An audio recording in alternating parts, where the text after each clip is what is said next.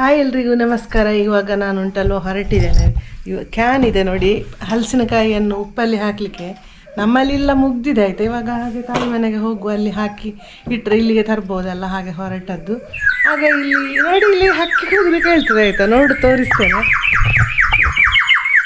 ಎಂಥದ್ದು ಆನಲ್ಲ ಅಕ್ಕಿ ಎಲ್ಲಿಂದ ಬಂದಿರೋದು?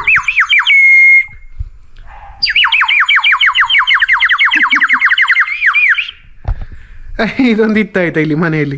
ಅವತ್ತು ಇಲ್ಲಿಯೋ ಗುಜರಾತ್ ಟ್ರಿಪ್ ಹೋದಕ್ಕಿದ್ದಾಗ ತಂದದಾಯ್ತಾ. ನಾಯಿ ನೋಡ್ತಾ ಇದ್ದಲ್ಲಿ. ಇದು ಯಾರು ಹಿಡ್ಕೊಳ್ಳಿ ನೋಡಿ, ನಾಯಿ ಸಲಿ ಅಂತ ಹೇಳ್ತಾ ಉಂಟು.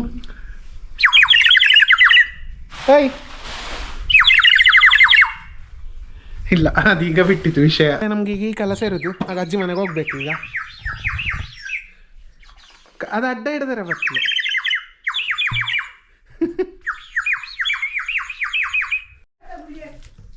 ನಾವೀಗ ಇಲ್ಲಿ ಉಪ್ಪಲ್ಲಿ ಸೊಳೆ ಹಾಕಿಡುವ ಕೆಲಸ ಮಾಡಲಿಕ್ಕೆ ಅಂತ ಹೊರಟದ್ದು. ಈ ಒಂದು ಕೆಲಸ ನೋಡಲಿಕ್ಕೆ ಸಿಂಪಲ್ ಆಗಿದ್ರು ಕೂಡ ಇದರ ಹಿಂದೆ ಇರುವ ಸೈನ್ಸ್ ಒಂದು ಬಾರಿ ಆಶ್ಚರ್ಯಕರ ವಿಷಯ ಅಂತಾನೆ ಹೇಳ್ಬೋದು. ಹಿಂದಿನ ಕಾಲದಿಂದಲೂ ಈ ಒಂದು ಪ್ರಾಕ್ಟೀಸನ್ನು ಮಾಡ್ತಾ ಬರ್ತಿದ್ರು ನಮ್ಮ ಹಿರಿಯರು.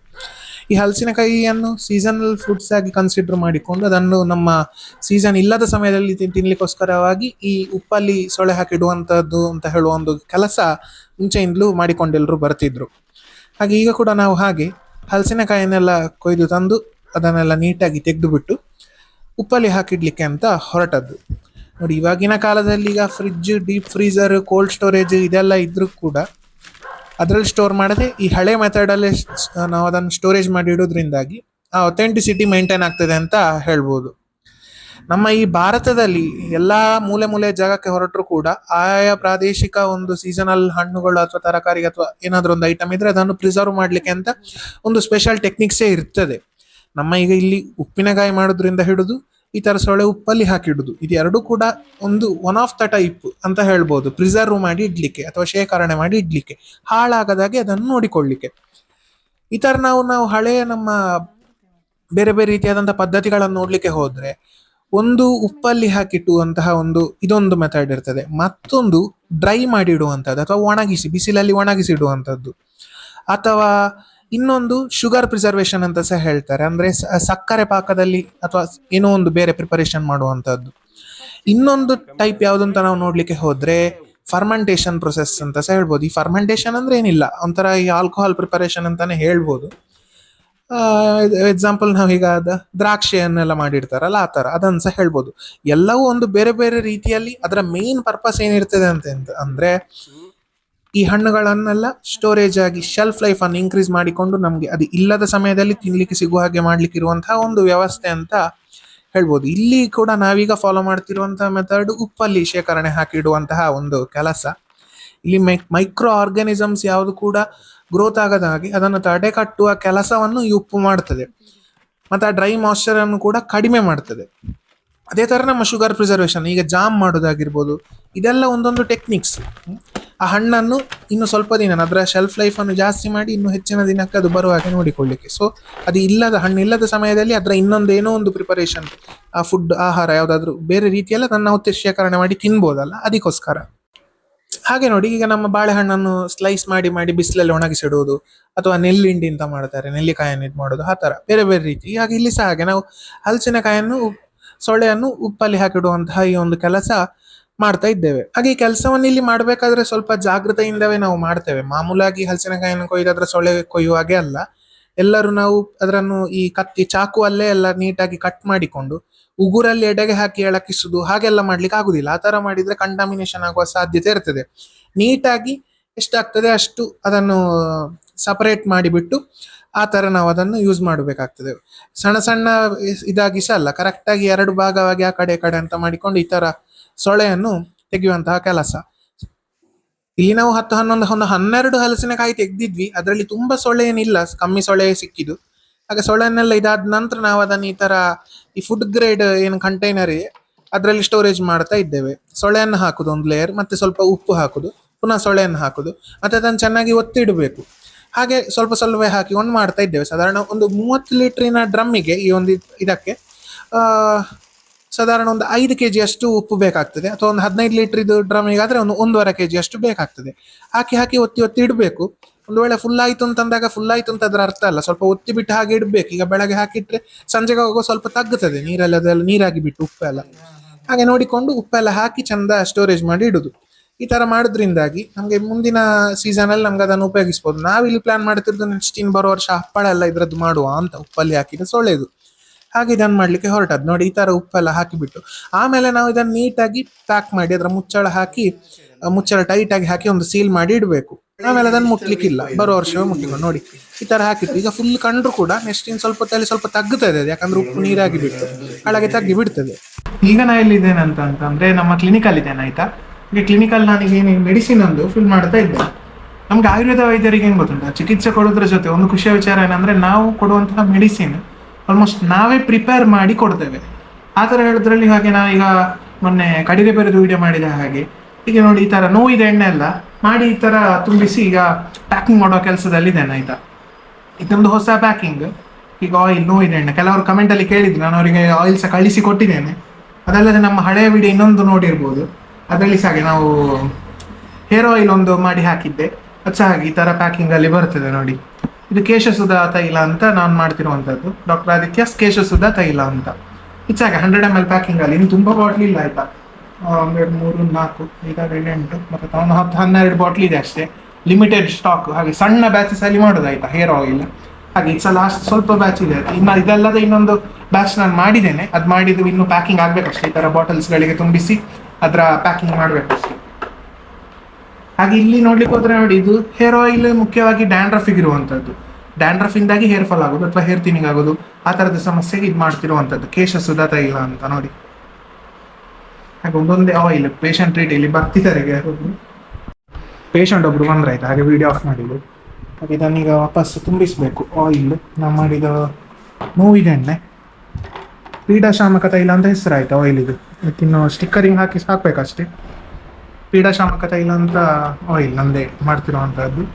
ಮುಖ್ಯವಾಗಿ ಅದೇ ಸಂಧಿಗಳಲ್ಲಿ ಆಗುವಂಥ ನೋವುಗಳಿಗೆಲ್ಲ ಇದನ್ನು ಹಚ್ಚಿದ್ರೆ ಭಾರಿ ಒಳ್ಳೆ ರಿಸಲ್ಟ್ ಉಂಟು.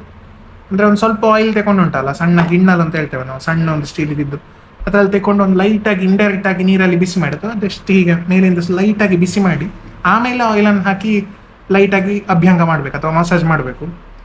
ಆ ಥರ ಮಾಡೋದ್ರಿಂದಾಗಿ ಒಳ್ಳೆ ರಿಸಲ್ಟ್ ಉಂಟು. ಹಾಗೆ ಈಗ ಲಿಮಿಟೆಡ್ ಸ್ಟಾಕಲ್ಲಿ ನಮ್ಮದು ಹೇರ್ ಆಯಿಲಿನ ಇಷ್ಟೇ ಇರೋದಾಯಿತು, ತುಂಬ ಸಹ ಹೋಯಿತು. ಮತ್ತು ಮೊನ್ನೆ ಇದು ನೋಯ್ದ ಎಣ್ಣೆ ಸಹ ಹಾಗೆ ತುಂಬ ಜನ ಕೇಳಿದ್ರಿ, ಕಳಿಸಿದ್ದೇನೆ ನಾನು ಕೆಲವರಿಗೆಲ್ಲ. ನನಗೆ ಇದರಲ್ಲಿ ವಾಟ್ಸಪ್ಪಲ್ಲಿ ಕಾಂಟ್ಯಾಕ್ಟ್ ಮಾಡಿದರು ತುಂಬ ಜನ. ಹಾಗೆ ಅದಲ್ಲದೆ ಹೇರ್ ಆಯಿಲ್ ಸಹ ಉಂಟು. ಹೇರ್ ಆಯಿಲ್ ಹಾಗೆ ಈ ಥರ ನಮ್ಮದು ತೋಟದ ಕೆಲಸ ಅದು ಇದು ಕ್ಲಿನಿಕ್ ಜೊತೆಗೆ ಇದೊಂದು ನಮ್ಮದು ಆಯಿಲ್ ಮಾಡುವ ಕೆಲಸ ಸಹ ಒಟ್ಟೊಟ್ಟಿಗೆ ನಡೀತಾ ಇರ್ತದೆ. ಕ್ಲಿನಿಕಲ್ಲಿ ಮುಖ್ಯವಾಗಿ ಪೇಷಂಟ್ಸ್ಗಳಿಗೆ ಕೊಡಲಿಕ್ಕೆ ಅಂತ ನಾನೇ ಮಾಡುವಂಥದ್ದು.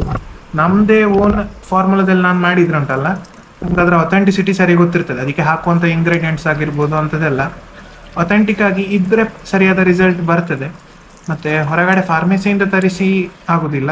ನನಗೆ ಇಲ್ಲಿ ಸುತ್ತಮುತ್ತಲು ಸಿಗುವಂತಹ ಇಂಗ್ರೀಡಿಯೆಂಟ್ಸ್ ಅಥವಾ ಏನು ಗಿಡಗಳೆಲ್ಲ ಇರ್ತದೆ ಅದನ್ನು ಉಪಯೋಗಿಸಿಕೊಂಡು ನಾನು ಆಯಿಲ್ ಕೆಲವೆಲ್ಲ ಮಾಡೋದು. ಇದು ಕೂದಲಿಕ್ಕೆ ಹಾಕ್ಲಿಕ್ಕೆ ಇರುವಂಥದ್ದಾಗಿರ್ಬೋದು ಅಥವಾ ಇದಾಗಿರ್ಬೋದು. ಹಾಗೆ ಇದು ಆಯಿಲ್ ಹೇಗೆ ಮಾಡೋದು ಅಂತ ನೀವು ನೋಡಿಲ್ಲ ಅಂದರೆ ನಮ್ಮ ಹಳೆ ವಿಡಿಯೋ ನೋಡಿಕೊಂಡು ಬನ್ನಿ ಆಯಿತಾ. ನಾವು ಇದರದ್ದು ವಿಡಿಯೋ ಮಾಡಿ ಹಾಕಿದ್ದೇವೆ, ನಮ್ಮದು ಕೇಶಸುಧಾ ತೈಲ ಹೇಗೆ ಮಾಡ್ತಿದ್ವಿ ಅಂತ. ನಾನು ಮತ್ತು ಅಮ್ಮ ಸೇರಿಕೊಂಡು ನಾವು ಮಾಡೋದು ಒಂದು ಹಳೆ ವ್ಲಾಗ್, ಯಾಕಂದರೆ ಡಿಸ್ಕ್ರಿಪ್ಷನಲ್ಲಿ ಅದರ ಲಿಂಕ್ ಕೊಡ್ತೇನೆ. ಆ ವಿಡಿಯೋದಲ್ಲಿ ನಾವು ತಯಾರು ಮಾಡ್ತಿರುವಂಥದ್ದು ಒಂದು ಸಣ್ಣ ಸಣ್ಣ ಬ್ಯಾಚಲ್ಲಿ ನಾವು ಮಾಡೋದಾಯ್ತಾ. ಬಲ್ಕಲ್ಲಿ ತುಂಬ ಮಾಡಲಿಕ್ಕೆ ಕಷ್ಟ ಆಗ್ತದೆ. ಈ ಸಣ್ಣ ಸಣ್ಣ ಬ್ಯಾಚಲ್ಲಿ ಮಾಡಿದಾಗ ಸುಲಭವಾಗಿ ಒಂದು ಮದ್ದು ತಯಾರಿಕೆಗೆ ಹೆಲ್ಪ್ ಆಗ್ತದೆ, ನಮ್ಮಲ್ಲಿ ಇರುವಂತಹ ವ್ಯವಸ್ಥೆಗಳನ್ನು ಉಪಯೋಗಿಸಿಕೊಂಡು. ಮತ್ತು ಇಂಗ್ರೀಡಿಯೆಂಟ್ಸ್ ಹಾಗೆ ಹೊತ್ತಿಗೆ ಎಷ್ಟು ಒಮ್ಮೆಲೆ ಬಲ್ಕಾಗಿ ಸಿಗೋದಿಲ್ಲ, ಅದು ಹೊರಗಿಂದ ಔಟ್ಸೋರ್ಸ್ ಮಾಡಬೇಕು. ಆ ಥರ ಮಾಡೋದಿಲ್ಲ. ನನಗೆ ಅಥೆಂಟಿಕ್ ಆಗಿ ಅದು ಗಿಡ ಅದುವೇ ಅಲ್ವಾ ಹೌದಾ ಅಲ್ವಾ ಅಂತೆಲ್ಲ ಚೆಕ್ ಮಾಡಿಕೊಂಡು ಅದನ್ನು ಉಪಯೋಗಿಸಿಕೊಂಡು ಮಾಡೋದು ಆಯಿಲ್. ಹಾಗೆ ಮಾಡುವಾಗ ಡಿಲೇಸ್ ಆಗ್ತದೆ. ಇದು ನೋಡಿ, ಇದು ನಿಮಗೆ ಇಷ್ಟೇ ಇರೋದು, ಇದು ಖಾಲಿ ಆದ್ರೆ ನೆಕ್ಸ್ಟ್ ಹೊಸ ಬ್ಯಾಚ್ ರೆಡಿ ಆಗಬೇಕಷ್ಟೇ. ಅದು ಇನ್ನೂ ಸಹ ಒಂದು 2 ನನಗೆ ಪಾರ್ಸೆಲಿಗೆ ಬಂದಿದೆ ಮೆಸೇಜ್, ಇನ್ನು ಅದು ಸಹ ಕಳಿಸ್ಬೇಕಷ್ಟೇ, ನಾಳೆ ಪೋಸ್ಟ್ ಮಾಡಬೇಕು.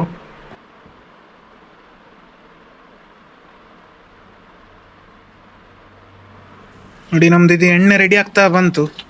ಒಂದು ಹೇರ್ ಆಯಿಲ್ ಕೇಶಸುಧಾ ತೈಲ ಅಂತ ಹೆಸರು. ಇದು ನಾನೇ ಮಾಡೋದು, ನನ್ನದೇ ಒಂದು ಫಾರ್ಮುಲಾದಲ್ಲಿ. ಅಮ್ಮ ಸಹ ಇದ್ದಾರೆ ಇಲ್ಲಿ ಒಟ್ಟಿಗೆ ಹೆಲ್ಪಿಗೆ ಕೂತ್ಕೊಂಡಿದ್ದಾರೆ ನೋಡಿ. ಹಾಗೆ ಎಣ್ಣೆ ಇದು ಆಗ್ತಾ ಬಂತು. ಈಗ ಆಲ್ಮೋಸ್ಟ್ ಮೃದು ಪಾಕ ಪಾಸಾಗಿದೆ. ಈಗ ಮಧ್ಯಮ ಪಾಕ ಬರಲಿಕ್ಕೆ ಏನು ಬಾಕಿ ಉಂಟು. ಅದೇನು ನೀವು ಈ ಕಲ್ಕ ಅಂತ ಹೇಳ್ತೇವೆ, ಅದರಿಂದ ಸ್ವಲ್ಪ ಮಾಯಿಶ್ಚರ್ ಹೋಗಬೇಕಷ್ಟೇ. ಅಲ್ಲಿಗೆ ಹೋದರೆ ರೆಡಿ ಆಯಿತು. ನೋಡಿ, ಒಂದು ಪರ್ಪಲ್ ಬಣ್ಣದ ಹೇರ್ ಆಯಿಲ್, ಇದು ಪರ್ಪಲ್ ಕಲರ್ ಇರ್ತದೆ. ಸಾಮಾನ್ಯವಾಗಿ ಜನರಲ್ಲಿ ಅಭ್ಯಂಗ ಅಂತ ಹೇಳೋದ್ರ ಬಗ್ಗೆ ಸ್ವಲ್ಪ ಕೆಲವೊಂದು ಡಿಫ್ರೆನ್ಸ್ ಆಫ್ ಒಪಿನಿಯನ್ ಇರ್ತದೆ. ಸಾಮಾನ್ಯವಾಗಿ ಜನರು ಜಸ್ಟ್ ಮಸಾಜ್ ಅಂತ ಅಂದ್ಕೊಳ್ತಾರೆ, ಸುಮ್ಮನೆ ಒಂದು ಮಸಾಜ್ ಮಾಡುವಂಥದ್ದು ಅಂತ. ಬಟ್ ಈ ಮಸಾಜ್ ಅಂತ ಹೇಳುವಂಥ ವಿಷಯಕ್ಕೆ ಸರ್ಟೈನ್ ಟೆಕ್ನಿಕ್ಸ್ ಉಂಟು, ಅದು ಮಾಡಲಿಕ್ಕೆ ಕೆಲವೊಂದು ವಿಧಾನಗಳುಂಟು, ಹಾಗೆ ತುಂಬ ಪ್ರೆಷರ್ ಪಾಯಿಂಟ್ಸ್ ಅಂತೆಲ್ಲ ಉಂಟು. ಹೀಗೆಲ್ಲ ಇರಬೇಕಾದ್ರೆ ಒಟ್ರಾಸಿ ಮಾಡಲಿಕ್ಕೆ ಅಂತ ಆಗೋದಿಲ್ಲ. ಅದಕ್ಕೋಸ್ಕರ ನಾನು ಯೂಶ್ವಲಿ ನನಗೆ ಇಲ್ಲಿ ಬರುವಂಥ ಪೇಷಂಟ್ಸ್ಗಳಿಗೆ ಕೆಲವೊಂದು ಟೆಕ್ನಿಕ್ಸ್ ಎಲ್ಲ ಹೇಳಿ ಕೊಡ್ತೇನೆ ಅಂತ ಹೇಳಿ. ಮುಖ್ಯವಾಗಿ ತುಂಬ ಪ್ರೆಷರ್ ಹಾಕಿ ಯಾವಾಗ ಸಹ ಮಾಡಲಿಕ್ಕೆ ಹೋಗಬಾರ್ದು, ನಮಗೆ ಗೊತ್ತಿಲ್ಲ ಅಂತ ಇದ್ದರೆ. ಯಾಕಂದರೆ ಕೆಲವೊಂದು ನಮ್ಮದು ಪಾಯಿಂಟ್ಸ್ಗಳುಂಟಲ್ಲ, ಅಂತಹ ಜಾಗಗಳಿಗೆಲ್ಲ ಜಾಸ್ತಿ ಪ್ರೆಷರ್ ಬಿದ್ದರೆ ನೋವು ಮತ್ತು ಜಾಸ್ತಿ ಆಗ್ತದೆ, ಹಾಗಾಗಿ ಕಡಿಮೆ ಆಗಲಿಕ್ಕೆ ಹೋಗುದು. ಹಾಗಾಗಿ ಮೃದುವಾಗಿ ಒಂದು ಸಾಧಾರಣ ಮೈಲ್ಡ್ ಲೆವೆಲಲ್ಲಿ ಮಸಾಜ್ ಅಂತ ಹೇಳುವಾಗ ಮಾಡಬೇಕು. ಅದಕ್ಕೆ ನಾನು ಆಗಲೇ ಹೇಳಿದ್ದು, ಸ್ವಲ್ಪ ಎಣ್ಣೆ ಏನುಂಟಲ್ಲ ಸ್ವಲ್ಪ ತೆಕೊಂಡು ಅದನ್ನು ಬಿಸಿ ಮಾಡಿ ಆಮೇಲೆ ಅದನ್ನು ನಾವು ಮಸಾಜಿಗೆ ಉಪಯೋಗಿಸಬೇಕು. ಹಾಗೆ ಮಾಡೋದ್ರಿಂದಾಗಿ ಸ್ವಲ್ಪ ಬೇಗ ರಿಸಲ್ಟ್ ಸಿಗ್ತದೆ, ಕಮ್ಮಿ ಆಗಲಿಕ್ಕೆ. ನಾನಾದರೂ ಹಾಗೆ, ಈಗ ನಾನು ಇಲ್ಲಿ ಡೈರೆಕ್ಟಾಗಿ ಇದು ತಗೊಂಡ್ರೆ 100% ನಿಮ್ಮ ನೋವು ಕಡಿಮೆ ಆಗ್ತದೆ ಅಂತ ಹೇಳಲಿಕ್ಕೆ ಆಗೋದಿಲ್ಲ. ಕಂಟ್ರೋಲ್ ಆಗ್ತದೆ ಅಂತ ಹೇಳ್ಬೋದು, ಕಂಪ್ಲೀಟಾಗಿ ಗುಣಮುಖ ಆಗ್ತದೆ ಅಂತ ಹೇಳೋದು ಕ್ವಶನ್ ಮಾರ್ಕ್. ಯಾಕಂದರೆ ಪ್ರಕೃತಿ ಅಂತ ಒಂದು ವಿಷಯ ಇರ್ತದೆ. ಪ್ರತಿಯೊಂದು ಜನ, ಈಗ ನಂಗಿದ್ದಾಗ ಇರುವ ಪ್ರಕೃತಿ ನಿಮ್ಗಿರ್ಬೇಕು ಅಂತಿಲ್ಲ, ಅದು ವ್ಯತ್ಯಾಸ ಇರ್ತದೆ ಒಂದು ಜನದಿಂದ ಇನ್ನೊಂದು ಜನಕ್ಕೆ. ಹಾಗಿರ್ಬೇಕಾದ್ರೆ ನಾನು ಕೂಡ ಹಾಗೆ ಈಗ ಮಾಡ್ತಿರುವಂತಹ ಆಯಿಲ್ಸ್ ಆಗಿರ್ಬೋದು, ಇಂಥ ಮೆಡಿಸಿನ್ಸ್ ಆಗಿರ್ಬೋದು, ಕಂಟ್ರೋಲ್ ಆಗ್ತದೆ ಅಂತ ಹೇಳಲಿಕ್ಕೆ ಆಗ್ತದೆ. ಕೆಲವೊಂದು ವಿಷಯಗಳನ್ನು ನಾನು ಖುದ್ದಾಗಿ ಪರೀಕ್ಷಿಸಿ ಅದನ್ನು ಡಯಾಗ್ನೋಸಿಸ್ ಮಾಡಿ ಆಮೇಲೆ ಅದಕ್ಕೆ ಬೇಕಾದಂತಹ ಔಷಧ ಉಪಚಾರಗಳನ್ನು ಕೊಡಬೇಕಾಗ್ತದೆ.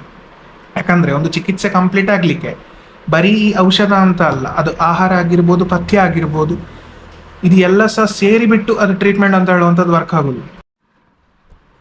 ಹಾಗೆ ನಿಮಗೆ ಈ ವಿಡಿಯೋ ಒಂದು ಇನ್ಫಾರ್ಮೇಟಿವ್ ವಿಡಿಯೋ ಆಗಿತ್ತು ಅಂತ ಅಂದ್ಕೊಳ್ತೇನೆ. ವಿಡಿಯೋ ಇಷ್ಟ ಆಗಿದ್ದರೆ ಲೈಕ್ ಮಾಡಿ, ಶೇರ್ ಮಾಡಿ, ಕಮೆಂಟ್ ಮಾಡಿ, ಹಾಗೂ ಚಾನಲ್ಗೆ ಸಬ್ಸ್ಕ್ರೈಬ್ ಆಗಿ.